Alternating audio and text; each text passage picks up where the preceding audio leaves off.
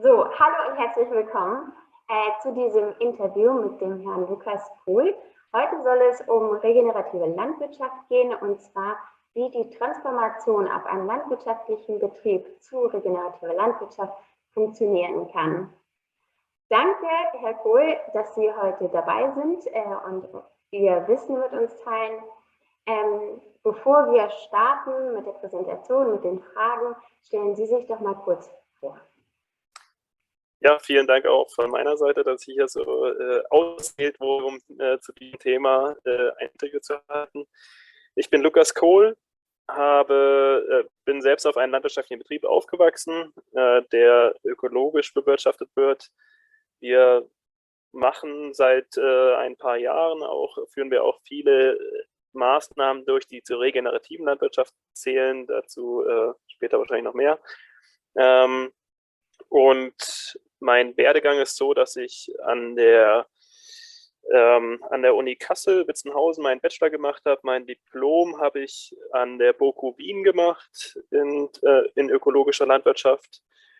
Und derzeit bin ich auch noch Doktorand an der Uni Gießen zum Thema Humusaufbau. Und wir haben auf unserem Betrieb auch einen Versuch der Maßnahmen der regenerativen Landwirtschaft dem normalen ökologischen Landbau gegenüberstellt. Und da schauen wir eben, wie sich das Ganze auf das Ertragsniveau und auf bestimmte Kohlenstofffraktionen im Boden auswirkt und auf die Mikrobiologie. Also ja, relativ breit gefächert, was ich alles so mache. Ja. Und total spannend und genau unser Thema, vor allem eben nicht nur regenerative Landwirtschaft, sondern eben auch, was bedeutet das aus ökonomischer Sicht. Sie haben einen Vortrag, den Sie heute mit uns teilen. Wollen wir damit schon mal starten? Können wir gerne machen. Also das ist ein Vortrag, den habe ich im letzten Dezember an der Witzenhäuser Konferenz gehalten. Da sollte es darum gehen, also das Thema wurde mir aufertragen, das habe ich mir nicht selbst ausgedacht, Gegenwart und Zukunft des ökologischen Ackerbaus. Und da habe ich dann auch Bezug genommen auf die regenerative Landwirtschaft. Deswegen ist es vielleicht ganz interessant, das hier in den Kontext mal zu zeigen. Alles, was ich hier jetzt in dem Vortrag vorstelle, ist aus meiner subjektiven Sicht eben habe durch eine gute Vernetzung, denke ich, in Deutschland und in Österreich. Statistiken zu wie die Situation aktuell ist, da gibt es leider nur sehr wenig. Deswegen muss ich das zwangsläufig so machen. Genau, also hier erstmal die Einleitung. Also der Boden ist im Klimawandel.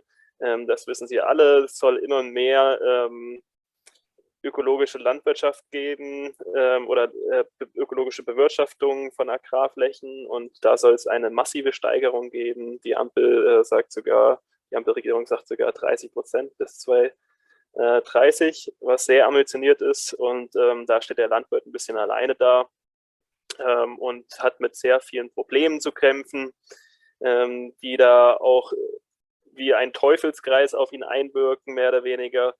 Und ja, und da muss er eben sehen, wie er sich da in diesen ganzen Kontext dann noch zurechtfinden kann. Und ist so eben erst etwas überfordert. Genau. Dann habe ich mal versucht zu identifizieren, was die Ackerbauthemen der Gegenwart und auch Zukunft eigentlich sind. Also womit muss der Landwirtschaft sich beschäftigen? Das sind einmal Themen der Klimaresilienz, also dass der Ackerbau nicht mehr so stark von von sich wandelnden klimatischen Bedingungen abhängt und Witterungsbedingungen, dass der Ackerbau klimafreundlicher wird, dass er mehr Biodiversität hat und dass er aber auch wirtschaftlich ist, damit er auch gut für die Zukunft aufgestellt ist und weiterhin auch durchgeführt werden kann. Und daraus habe ich dann mal geschaut, naja, was machen denn die Ökolandwirte derzeit überhaupt? Was sind ihre Strategien? Diese Strategien kann man aber auch zum Teil auf die konventionelle Landwirtschaft beziehen. Also es ist jetzt nicht nur so gesagt, dass also diese Themen sowieso beziehen sich auch auf die konventionelle Landwirtschaft, aber auch diese Strategien erlebt man so auch im konventionellen Landbau. Das wahrscheinlich meist, oder bei mir in der Gegend zumindest meist durchgeführte System, ich komme aus Hessen, da ist das intensive System, wo viel Bodenbearbeitung betrieben wird und eher wenig mit ganzjähriger Begrünung gearbeitet wird. Dann gibt es das normale System, so wie es sozusagen, was die meisten, also was auch viele anwenden, wo ich nicht mehr so tief den Boden wende, vielleicht nicht ganz so viel Beikrautregulierung mache und wo ich ab und an auch mal eine Zwischenfrucht anbaue. Und dann gibt es dieses ökologisch Regenerative, wo wir da eben ja eine ganzjährige Begrünung haben, wo wir sehr auf eine Kreislaufwirtschaft achten, wo wir vielleicht auf Nährstoffgleichgewicht im Boden auch achten, wo wir vielleicht auch Biostimulantien einsetzen, und wo wir immer eben schauen, und das ist das Wichtigste, dass der Boden immer begrünt ist und mit möglichst vielen Arten. Genau. Und dann habe ich mal geschaut, wie diese Sachen sich auf die jeweiligen Themen der Gegenwart und Zukunft auswirken. Habe das selbst so beurteilt von 3+, also sehr gute Übereinstimmung mit dem jeweiligen Thema, bis 3-, sehr schlechte Übereinstimmung. Und so sieht das aus. Ich sage nochmal, also ich muss da schnell drüber gehen, weil das ja doch ein bisschen Zeit in Anspruch nimmt, dieser Vortrag. Und wenn ich das Ganze mir jetzt mal zusammengefasst anschaue auf die jeweiligen Themen, dann sieht man, das intensive System und aber auch das ökologische System steht im Hinblick auf den Einfluss, auf die Einflussnahme auf die Umwelt und auch auf die Klimaresilienz des Ackerbaus relativ schlecht da. Sie stehen aber deutlich besser da in der Wirtschaftlichkeit des Ackerbaus als das ökologisch regenerative System. Also ich rede hier nicht immer, also man muss dazu sagen, es gibt mit Sicherheit einige Betriebe, die das in der ökologisch regenerativen Landwirtschaft wirtschaftlich sehr gut hinbekommen. Ich rede hier nur von der breiten Masse, so wie ich das wahrnehme, wie da die Wirtschaftlichkeit aussieht. Und aber letztendlich ist das ökologisch regenerative System offensichtlich für die Umwelt das Beste. Also sollten wir eher schauen, wie wir das System mit einer besseren Wirtschaftlichkeit durchführen können und nicht, wie wir bei den anderen vielleicht noch irgendwas machen können. Weil wenn wir bei dem anderen was machen, um eine bessere Klimaresilienz oder Klimafreundlichkeit hinzubekommen, dann bewegen wir uns immer zu den regenerativen Systemen und dann wird wiederum die Wirtschaftlichkeit schlechter. Also irgendwie müssten wir eher schauen, wie wir das ökologisch regenerative System besser hinbekommen, so dass man da auch wirklich auch was für den Landwirten am Ende bei rumkommt. Mhm. Und ja, was sind die Ursachen? Wie könnten wir das verbessern? Ursachen, die ich identifiziert habe, naja, es wird häufig sehr viel experimentiert, was auch dadurch bedingt ist, dass Landwirte eben schlecht beraten sind. Jeder muss da für sich selbst den Weg finden, wie es am besten durchzuführen ist. Und ja, und oft gehen eben so Experimente dann erstmal nicht so gut aus. Und das kann auch zu Totalausfällen führen. Es ist oft ja, teilweise eine teure Maschinentechnik notwendig, die da eben so teuer ist, weil es eben spezielle Maschinen sind, die wir für dieses System brauchen und die nicht in so hohen Mengen Stückzahlen gefertigt werden wie die konventionellen Maschinen. Es braucht auch unter Umständen einen höheren Zeitaufwand und ja, zum Teil muss man auch vorhandene modifizieren. Aus den Erfahrungen von meinem Forschungsprojekt auch, was ich habe und auch von anderen Projekten sieht man, okay, dieses System, wo ich immer Untersaat und immer Zwischenfrüchte habe, das wirkt sich zwar positiv auf den Humusaufbau aus, aber der Ertrag der Hauptkultur, also dass sich das direkt auf den Ertrag auswirkt der Hauptkultur, dieser Effekt bleibt zumindest in der Phase, wo ich Humus aufbauen muss, erstmal, bis ich auf einem gewissen Niveau bin, bleibt dieser Effekt erstmal aus. Das heißt, ich habe nicht einen Mehrertrag, ich habe eher nur die Mehrkosten für die Untersaat und die Zwischenfrüchte. Mhm. Aber da muss man ganz klar sagen, das muss nicht immer so sein, nur das, wie es eben momentan in der breiten Masse eben so der Fall ist. Das ist eben so, ja. Ja, man hat eben kein Rezept, wie bei den anderen Systemen, wie bei den in den Teamsystemen. Da weiß ich, okay, Ende September muss ich mit meinem Flug raus, dann flüge ich das alles einmal rum, dann fahre ich mit der Kreiselecke drauf und dann sehe ich meine Gerste aus und dann bin ich fertig. Ja? Und dann mache ich vielleicht noch, fahre ich noch mit dem Striegel drüber im Herbst und dann im Frühjahr noch zweimal und fahre meine Gülle drauf und kann dann ernten. So, das ist ein Rezept. Das kann ich aber bei dem regenerativen System nicht so ganz leicht umsetzen. Wenn ich dann vielleicht noch mit Komposttee arbeiten will, den ich selbst noch herstelle, wenn ich die Begrünung, die Untersaat mit einbringen will, zu welchem Zeitpunkt mache ich das, welche Arten wähle ich aus, was passt zu mir, zu meinem Standort, wie sind die Bedingungen von meinem Boden, weil ich locker den Boden ja nicht mehr mechanisch, der Boden muss durch die Bodenbiologie gelockert werden, durch die Durchwurzelung des Bodens. Dass das der Fall ist, da muss ich eben schauen, ob dem so ist oder nicht. Also ich muss dann auch mal mit dem Spaten raus, am besten ziemlich häufig, und das macht eben Arbeit. Genau. Ich habe höhere Ausgaben für Saatgut auch schon erwähnt und ja, das sind so die ganzen Punkte. Jetzt ist genug Negatives. Wie kann man das Ganze verbessern? Also wie könnten wir dieses System verbessern, damit auch die Wirtschaftlichkeit dort besser aussieht? Was müsste passieren? Da habe ich mal ein paar Punkte mitgebracht, die meiner Meinung nach das Sinn machen. Das könnte mehr regional spezifische Forschung, Beratung und Vernetzung sein, denn es reicht nicht aus, wenn man, ja, zum Beispiel, was viele machen, sie schauen dann, sie hören sich dann Vorträge von Gabe Brown in den USA an oder gucken beim Broad Institute, was die da machen, aber das ist einfach an der anderen Seite der Welt fast und das kann man nicht so leicht hier umsetzen. Ich würde sogar so weit gehen, zu sagen, es gibt auch nicht das eine System für Deutschland, sondern ich muss schauen, was habe ich für einen Boden, was habe ich für Niederschlagsmengen, was habe ich für ja, regionalspezifische Einwirkungen auf meine Flächen, was für Dünger, organischer Dünger habe ich zur Verfügung oder auch nicht. Also da gibt es nicht diese eine Lösung, aber in bestimmten Regionen kann man vielleicht schon ein System etablieren, was für diese Region dann auch passt. Diese Prozesse also können eben dazu führen, dass das ganze System besser verstanden wird. Ja, aus diesen Projekten entstehen Praxisleitfäden, die dann andere Landwirte so aufnehmen können und für sich dann eben nutzen können, das System für ihren Standort eben anpassen können. Das ist dann das Ziel am Ende. Und das kann dann zu sehr vielen weiteren positiven Effekten führen. Auch zum Beispiel, dass die Maschinentechnik auch verbessert wird.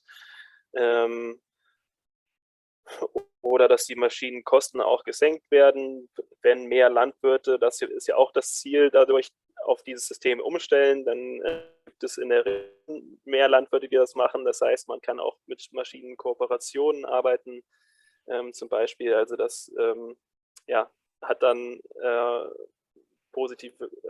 das Ganze hat eine positive Auswirkung auf viele verschiedene Bereiche. Was auch, wo noch viel Potenzial liegt, das habe ich auch in meinem Projekt gesehen, ist in der Ausnutzung mikrobieller Prozesse. Also hier jetzt nur mal als Beispiel ein Ergebnis aus meinem Projekt, wo wir sehen, die Ackerbodenerträge sehen bei den jeweiligen Systemen. Also links das Referenz ist dann dieses ja, gängige System bei uns in Hessen vom Ackerbau. Relevi 1 ist dann mit der ganzjährigen Begrünung und konservierender, reduzierter Bodenbearbeitung. Und rechts sehen wir das, wo die Pflanzenkohle mit angewandt wurde. Die Erträge unterscheiden sich jetzt nicht signifikant, man sieht aber eine leichte Steigerung bei der Variante mit der Pflanzenkohle. Und jetzt neueste Untersuchungen zeigen auch bei dieser Einbringung von Pflanzenkohle, also die haben wir da ganz speziell in 30 cm Tiefe eingebracht, damit die Pflanzenwurzeln den Unterboden besser erschließen, so die Idee dahinter, und dass mehr Humus auch in tieferen Schichten angereichert wird. Insgesamt haben wir, wenn auch nicht signifikant, dadurch eben 12% Mehrertrag, was am Ende 200 € mehr Erlös werden sozusagen, ganz grob mal. Aber wir haben auch Kosten, die dagegen stehen, also für die Pflanzenkohle, die da auch noch sehr teuer ist, weil da in Deutschland viele Gesetze da noch im Weg stehen, damit die auch billiger produziert werden könnte. Deswegen muss man ganz klar sagen, es könnte nur wirtschaftlicher sein, wenn es langfristige Effekte gibt bei dieser Pflanzenkohle. Jetzt aber nochmal zu den mikrobiellen Prozessen, die ich da meine.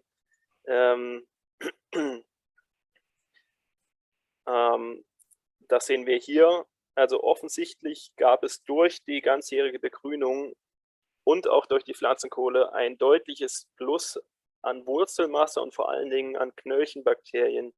Also Knöllchenbakterien, die den Stickstoff, also die in Symbiose stehen mit den Ackerbohnen und die Stickstoff im Boden fixieren.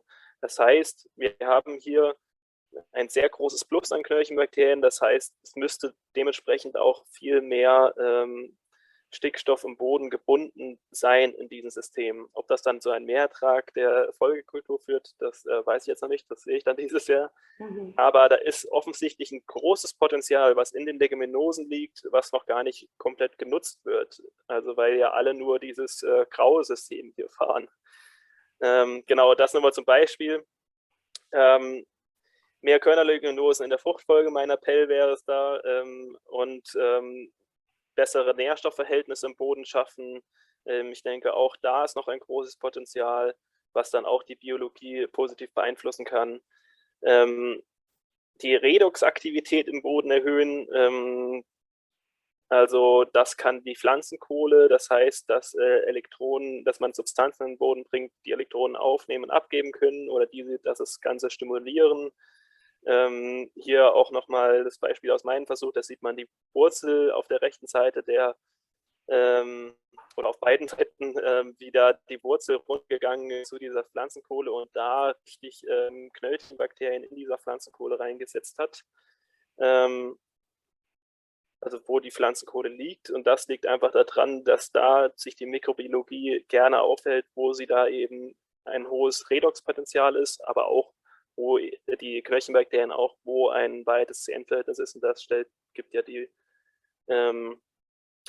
die Pflanzenkohle. Genau, und das nochmal die ganzen positiven Effekte, da gehe ich jetzt mal schneller drüber, die Pflanzenkohle auch mit sich bringen kann. Ja, ein weiterer Punkt, der das ganze System auch wirtschaftlicher machen könnte, wäre mehr Flächenproduktivität pro Flächeneinheit, also mehr Produktivität pro Flächeneinheit so rum. Und eine Sache, die im Moment ziemlich im Kommen ist da Agroforst. Bei mir auf dem Betrieb plane ich gerade so ein Agroforstsystem, wie wir hier sehen können, mit Haselnuss und Walnuss, mit einer Teichanlage vielleicht mit Photovoltaik, die höher aufgestellt ist, wo drunter noch Ackerbau betrieben werden kann, sozusagen hier Landwirtschaft 4.0 oder 5.0, wie auch immer. Jedenfalls soll das mal so eine Fläche der Zukunft sein, mehr oder weniger. Da fangen wir nächstes Jahr dann auch mit den Pflanzungen an. Um sowas aber umsetzen zu können, braucht es eigentlich auch Finanzierung, also die ich da noch nicht habe, weil ja für so Systeme wie Agroforst, die bekommt man nicht gefördert im Moment noch, sogar im Gegenteil, da kriegt man sogar Abzüge in den Subventionen, weil ja kein Ackerbau mehr betrieben wird, da wo die Bäume stehen. Das soll sich bald ändern, aber die Finanzierungen, die da kommen werden, die reichen bei Weitem nicht aus, um das System zu etablieren. Das heißt, man muss diese Systeme der regenerativ-ökologischen Landwirtschaft für die Landwirte greifbarer machen und das nicht nur über Forschungsprojekte, sondern einfach mal durch solche Pilotflächen oder sogar Pilotbetriebe, die zeigen, das ist das Nonplusultra oder das ist das Beste, was wir machen könnten, und die sein ganzes System mal zeigen können. Und das heißt, da braucht es wirklich Finanzierung, damit sowas auch umgesetzt werden kann und den Landwirten dargestellt werden kann. Und eben auch den Landwirten eine gewisse Sicherheit gibt über dann einen bestimmten Zeitraum, den sie vielleicht auch brauchen, einfach um diese Transformation vollziehen zu können und dann eben auch einige Jahre Erträge aufweisen können, ne? Dass man da eine finanzielle Sicherheit hat und nicht eben diese, was Sie am Anfang meinten, diese Versuche und dann vielleicht Totalausfälle oder geringere Erträge und dann eben geht man doch dann wieder einen Schritt zurück und zu dem Altbekannten, sondern dass man da eben eine Art Freiheit und Sicherheit hat, richtig? Genau, genau. Das wäre das Beste, ja, genau. Ja, vielen, vielen Dank für diesen Einblick. Das war schon mal sehr, sehr spannend und interessant. Ich habe ja auch noch einige Fragen vorbereitet, auf die ich gerne noch eingehen würde. Und zwar, Sie haben ja Erfahrung oder beziehungsweise können Sie noch mal zusammenfassen, wenn jetzt ein landwirtschaftlicher Betrieb sagt, okay, regenerative Landwirtschaft, ich habe mich da informiert, ich habe da vielleicht eine Schulung gemacht etc. und würde gerne loslegen. Wie beginnt man am besten? Wo fängt man da an? Ja, also genau, Sie haben ja schon gesagt, oder du hast es schon gesagt, mit der erstmal muss man sich wirklich sehr gut informieren, am besten Kurse belegen. In Deutschland gibt es da zum Beispiel die Bodenkurse im Grünen, die man machen kann bei Friedrich Wenz und Dietmar Neser, oder bei Sonja Drehmann gibt es auch Kurse. Also es gibt da schon verschiedene Anbieter, die da schon mal viel Wissen mitbringen können, so dass man da nicht blind in das Ganze reinstartet. Und dann ist ganz wichtig, wenn man loslegen will, nicht gleich alles umwerfen. Also wirklich erstmal schauen, okay, ich mache das jetzt mal auf der einen Fläche. Aber dann auch am besten nicht nur eine Maßnahme, ja, sozusagen. Viele sagen dann, okay, jetzt hier lasse ich den Flug mal weg und mache mal weniger Bodenbearbeitung und schau mal, wie es sich auswirkt. Das wird meistens eher nach hinten losgehen dann, weil, weil dieses ganze System von Synergien lebt. Also man muss, also das funktioniert, sowas wie Minimalbodenbearbeitung funktioniert nur, wenn ich dabei auch sage, okay, ich schaue mir den Boden an, ist der nach unten verdichtet, dann muss ich erstmal die Verdichtung lösen, bevor ich da dann mit ganzjähriger Begrünung und Minimalbodenbearbeitung anfange. Genau, und das andere ist eben diese ganzjährige Begrünung. Wenn ich nicht mehr mechanisch den Boden bearbeite, dann muss ich ihn biologisch bearbeiten. Also steckt viel mehr dahinter. Also da eben schauen, dass man dann wirklich auch die Maßnahmen alle umsetzt. Meiner Meinung nach, das liegt aber auch daran, das habe ich jetzt noch gar nicht erwähnt, ich habe meine Diplomarbeit über das Thema Nährstoffgleichgewichte geschrieben und biete da auch Analysen für andere Landwirte an, wo ich eben spezielle Albrecht-Kinsey-Untersuchungen mache. Das ist ja so eine Bodenanalyse, die eben schaut, wie die Nährstoffe im Verhältnis stehen, und dementsprechend gebe ich dann Düngeempfehlungen für die Landwirte, wie sie diese Nährstoffverhältnisse im Boden verbessern können, damit die Bedingungen für die Biologie auch besser sind. Also dass mehr Luft im Boden ist, mehr Platz für Luft, mehr Platz für Sauerstoff, mehr Platz für Wasser ist, und dass ich auch Humus bilden kann.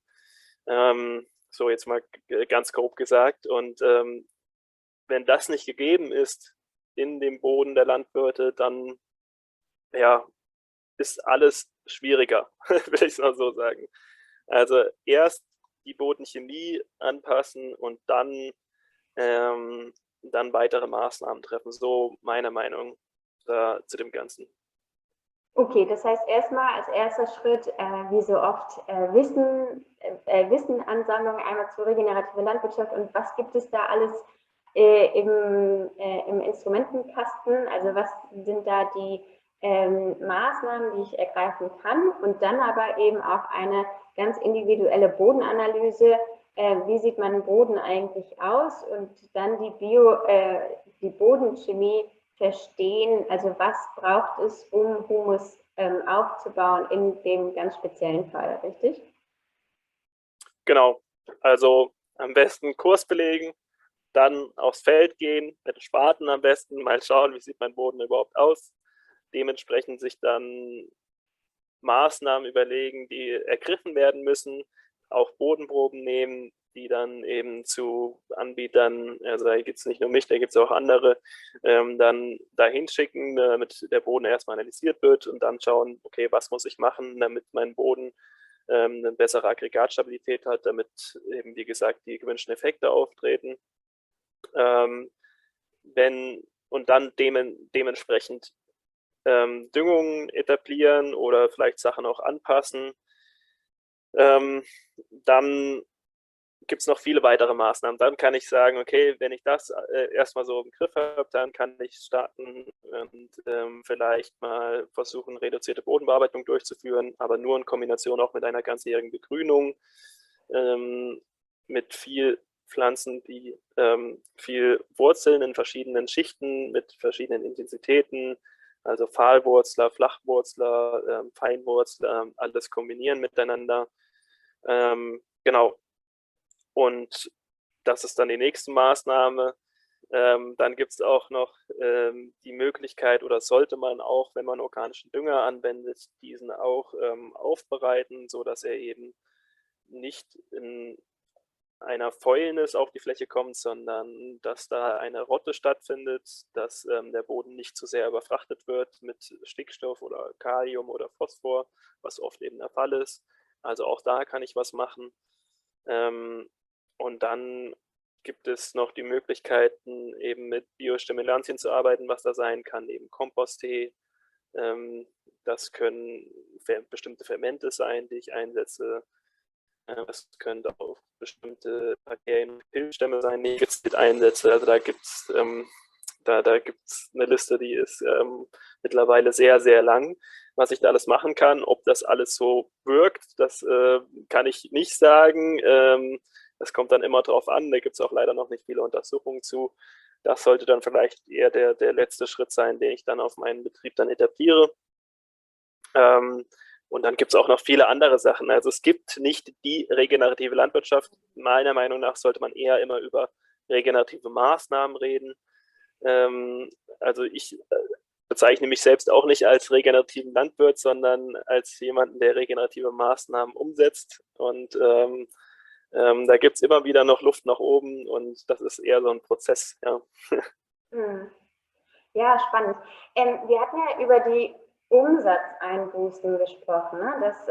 Die Tabelle war ja sehr, sehr eindeutig, dass wenn man eben die regenerativen Maßnahmen anwendet, dass man da ein Minus stehen hatte und bei den anderen Kategorien waren da viele Plusse zu sehen. Sie haben gesagt, die Finanzierung von einer solchen Umstellung, die gibt es so erstmal nicht, richtig? Oder gibt es einige Möglichkeiten, diese Umsatzeinbußen aufzufangen? Ja, es gibt schon Möglichkeiten, also die da immer wieder auf den Humusaufbau abspielen, also auf CO2-Speicherung, Kohlenstoffspeicherung durch Humusaufbau. Und wenn ich diese Maßnahmen umsetze, dann kann ich nicht per se sagen, okay, es steigt auf jeden Fall der Ertrag. Das ist vielleicht eher nicht der Fall, aber was so sein wird, hoffentlich ist, dass der Humusgehalt im Boden steigt. Einfach schon dadurch, dass ich den Boden weniger bewege, dass ich mehr Begrünung bringe, verändere ich das Verhältnis zwischen Pilz und Bakterien. Also ich habe mehr pilzliche Verbauung, was dann auch zur Humusanreicherung führt in der Regel. Und genau. Und dann gibt es da eben die Möglichkeit, dass man entweder mit Kohlenstoffzertifizierern zusammenarbeitet, dass man eben, ja, wie wir auf unserem Betrieb machen, das auch mit Carbocert hier in Deutschland zusammen, die da eben die Möglichkeit bieten, dass wir Humus aufbauen. Am Anfang wird eine Untersuchung gemacht, um zu schauen, was ist der Startpunkt bei unserem Humusgehalt, und dann schauen wir jetzt in den nächsten Jahren mal, wie sich das verändert hat und dementsprechend, wie viel mehr Kohlenstoff dann da ist, kriegen wir das dann eben ausgezahlt. In einer CO2-Äquivalente wird das dann eben berechnet so. Und das ganze Geld kommt in unserem Fall ist das ein bisschen spezieller, bei uns kommt es von unserer Bäckerei, unserer Ortsansässigen, auf die sind wir zugegangen und haben gemeint, okay, wollt ihr da nicht mitmachen? Das heißt, das ist die Bäckerei, an die wir unseren Dinkel und unseren Roggen verkaufen. Und die haben gesagt, okay, machen wir gerne. Das heißt, die unterstützen uns, Humus aufzubauen. Normalerweise sollte es so heißen, die können dann ihre unvermeidbaren Emissionen kompensieren. Sie als Bäckerei wollten aber jetzt gar nicht erst das Fass aufmachen und sagen, dass sie überhaupt Emissionen haben. Von daher sagen sie, okay, sie unterstützen uns, dass unser Boden fruchtbar bleibt. Genau. Also das heißt, es gibt diese Zertifizierer, da gibt es ja auch einige von, auch nicht nur in Deutschland, ich glaube Soil Capital ist auch so ein Beispiel, die dann eben genau, sich erstmal den Boden anschauen und dann monitoren, wie sich das entwickelt, und dann entsprechend bekommt der landwirtschaftliche Betrieb Geld für Humusaufbau. Genau. Dann eben gibt es auch ganz, wie ihr das gemacht habt, individuell auch Betriebe auf die Bäckerei zugehen und von der Idee begeistern. Ja. Genau, so kann man das, also im Grunde hätten wir auch keinen Zertifizierer noch mit im Boot gebraucht, wir hätten das auch direkt untereinander lösen können.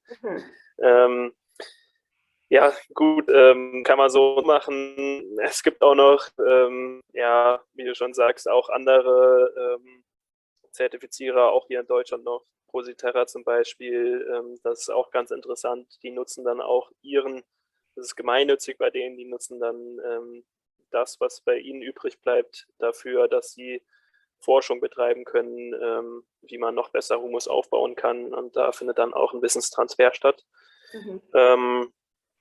Genau, oder es gibt auch noch Klim. Ja, das ist auch so ein neues Unternehmen aus Berlin, kennst du auch schon. Genau, da kann man dann auch, was aus wissenschaftlicher Sicht auch mehr Sinn macht, dass da auch Maßnahmen speziell gefördert werden und nicht nur die Kohlenstoffanreicherung im Boden, weil die ist nämlich, das kann ich aus der Wissenschaft sagen, die ist nämlich sehr schwer, auch das festzustellen, ob es da kleinste Veränderungen gibt, und das ist auch ein bisschen umstritten. Und da ist man bei einer Maßnahmenförderung eher auf der sichereren Seite, genau. Ja, das ist noch eine Variante, die es gibt, die man durchführen kann. Oder in Bayern gibt es die Kohlekumpels, das ist auch noch was anderes. Die fördern da die Anwendung von Pflanzenkohle, die auch im Bereich der regenerativen Landwirtschaft eben häufig durchgeführt wird. Und dadurch kann man dann klimaneutrale Produkte sich zertifizieren lassen. Also wenn ich zum Beispiel Gemüse anbaue mir in der Landwirtschaft, dann kann ich das Gemüse am Ende klimaneutral oder sogar klimapositiv zertifizieren lassen über sie, weil ja durch die Anwendung von Pflanzenkohle per se schon, wenn ich die Pflanzenkohle in den Boden bringe, die ist hochkohlenstoffhaltig, Kohlenstoff langfristig im Boden gespeichert wird. So funktioniert das dann. Damit kann ich mir diese Anwendung der Pflanzenkohle auch ein bisschen bezahlen lassen, sozusagen. Ja. Und du hast ja beschrieben, wie dann der Humusanteil im Boden wächst, je mehr regenerative Maßnahmen man anwendet. Und am Anfang ist der Ertrag definitiv weniger, aber ist es so, dass nach einigen Jahren durch den höheren Humusaufbau man doch irgendwann mehr Erträge sieht, oder ist das Wunschdenken? Ja, also genau, also das ist ein bisschen umstritten noch, da sind auch die Leute aus der regenerativen Szene, sagt nicht jeder das Gleiche. Meiner Meinung nach braucht es erstmal, um auf ein höheres Humus oder um die Erträge stabil zu halten, braucht es auch mehr Stickstoffdünger, bis man da zu dem Zeitpunkt gelangt ist, weil eben auch für den Humusaufbau Stickstoff benötigt wird. Wenn ich auf einem gewissen Niveau bin, zum Beispiel bei 5%, hört sich jetzt hoch an, aber es gibt auch viele Pioniere, die auf dem Niveau sind, auch auf sandigen Böden, was eigentlich wissenschaftlich gar nicht verständlich ist. Aber es funktioniert. Und wenn man auf dem Niveau ist, dann gehen gewisse Prozesse viel leichter. Und ich denke, dann kann man auch über höhere Erträge sprechen, weil ich gar nicht mehr so viel Dünger, weil mein Dünger durch einebene Stickstoffbakterien kommt, die sich dann etablieren können, weil einfach das Habitat durch den hohen Kohlenstoff, durch den hohen Humusgehalt im Boden gegeben ist und die sich dann da ansiedeln, die mir dann meinen Dünger bereitstellen. Mein Boden kann dann viel mehr Wasser halten und dadurch schaffe ich es auch vor allen Dingen, dass die Erträge stabiler bleiben. Also ich bin da nicht mehr so anfällig auf extreme Witterungsereignisse. Ja, also da gibt es einfach viele Vorteile, wo man, wenn man auf dem Niveau ist, auf bei diesen hohen Humusgehalten, dass das dann auch wirtschaftlich diese Landwirte dann auch besser dastehen. Mhm. Aber man muss eben erstmal dahin kommen und dieser Prozess, er braucht eigentlich eine externe Finanzierung. Okay, ja. Und ich weiß, dass jeder Hof anders ist und dass man auf meine jetzige Frage keine pauschale Antwort geben kann. Aber gibt es vielleicht Beispiele, die du kennst von einer Umstellung von einem Hof, der das geschafft hat, der vielleicht erstmal konventionell oder biologisch angebaut hat und dann zu regenerativen Maßnahmen gegriffen hat, den Humus so weit aufgebaut hat und jetzt auch gute Erträge erzielt? Ja, da gibt es verschiedene. Also in Deutschland ist das zum Beispiel der Sepp Hegler, der da als konventioneller Landwirt vor vielleicht 10 Jahren angefangen hat, jetzt ziemlich hohe Humusgehalte und auch viele Regenwürmer am Boden hat und auch gute Erträge hat. In Österreich ist es der Gerhard Weishäupl, also der ist, ja, in Österreich gibt es ja die Ökoregion Keindorf, die auch Humuszertifikate machen und da ist er der Spitzenreiter, was den Humusaufbau angeht. Also der hat innerhalb von ja, ich weiß gar nicht, 3 Jahren 3% oder sowas aufgebaut. Also sehr, sehr extrem, ob das dann wirklich, das sei mal dahingestellt, aber er hat auf jeden Fall sehr viel organische Substanz im Boden angereichert und über einen kurzen Zeitraum und auf einen sandigen Boden. Und der ist jetzt bei Humusgehalten von 6% und der arbeitet auch mit der hat auch stabile Erträge. Also kann man sich auf jeden Fall mal anschauen, was der da so macht. Und ja, es gibt auch noch andere, aber ja, das sind so die extremen Beispiele, ja. Und die Vorreiter, die aber dann auch gleichzeitig zeigen, es geht und es geht sogar auf sandigem Boden etc. Und es geht auch in einer relativ kurzen Zeit, je nachdem, welche Maßnahmen man dann natürlich ergreift. Ne? Aber das sind vielleicht auch dann einfach Wegweiser oder Anschauungsbetriebe, die uns weiterhelfen, dadurch, dass sie schon mal die Schritte gegangen sind. Vielleicht als Abschlussfrage nochmal, so abschließend, was meinst du, was sind die Risiken und Chancen einer Umstellung von konventioneller zu regenerativer Landwirtschaft? Ja, habe ich ja eigentlich schon so ein bisschen mit der Präsentation gezeigt. Also die Chancen auf jeden Fall, dass man seinen Boden etwas Gutes tut, dass man Humus aufbaut. Das ist die Chance, die da ist, dass man wird schon innerhalb kurzer Zeit sehen, dass die Insektenpopulation auf den Ackerflächen dann zunimmt und dass auch im Boden viel passiert, dass ich nicht mehr so abhängig von Witterungsereignissen bin, dass ich ja aus der Sicht der Praxis auch, dass mein Boden viel besser befahrbar ist, also dass ich da auch, weil ich eben nicht mehr diese intensive Lockerung mache durch einen Flug oder sowas, dadurch und viel mehr Wurzeln im Boden habe, ist der Boden tragfähiger. Und ja, das sind so die Vorteile, die man so unmittelbar vielleicht schon nach 1, 2 Jahren sehen kann. Dann auch, dass die Pflanzengesundheit zunimmt und ja, dann hoffentlich auch nach. Und das ist eben das Risiko, was ich habe, dass ich eben erstmal weniger Ertrag habe, dass ich mehr Kosten habe. Das ist auf jeden Fall gegeben. Deswegen nochmal am besten nicht gleich alles auf den Kopf stellen.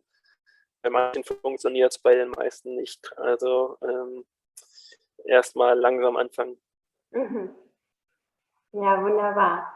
Ich habe ganz viel mitgenommen hier aus diesem Gespräch. Ich hoffe dann, die Teilnehmer unseres Kurses eben auch. Vielleicht magst du noch mal teilen, und das können wir, wenn du möchtest, natürlich dann auch unseren Teilnehmern im Kurs oder auf unserer Webseite auch mitteilen.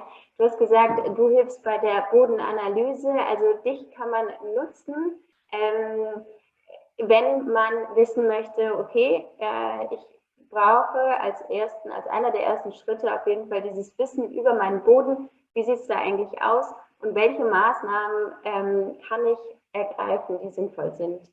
Da kontaktiert man dann dich direkt oder wie funktioniert das? Ja, ich habe da eine Website, also da einfach mal schauen, da stehen dann auch alle Informationen drauf. Die heißt www.bodenballons.de. Wunderbar. Genau. Dann, also, wenn du einverstanden bist, würden wir das einfach einblenden, sodass Gerne, ja. Die da interessiert sind und dann auch sagen, ich mache jetzt den ersten Schritt, sich direkt an dich wenden können. Ja, gerne. Perfekt. Ich danke sehr, sehr, sehr, sehr herzlich für dieses Gespräch. Ja, ich habe ganz viel mitgenommen und ich denke, das ist eine Bereicherung für unseren Kurs. Super, freut mich. Gut, dann dir alles Gute. Jo, Und danke. Ebenso.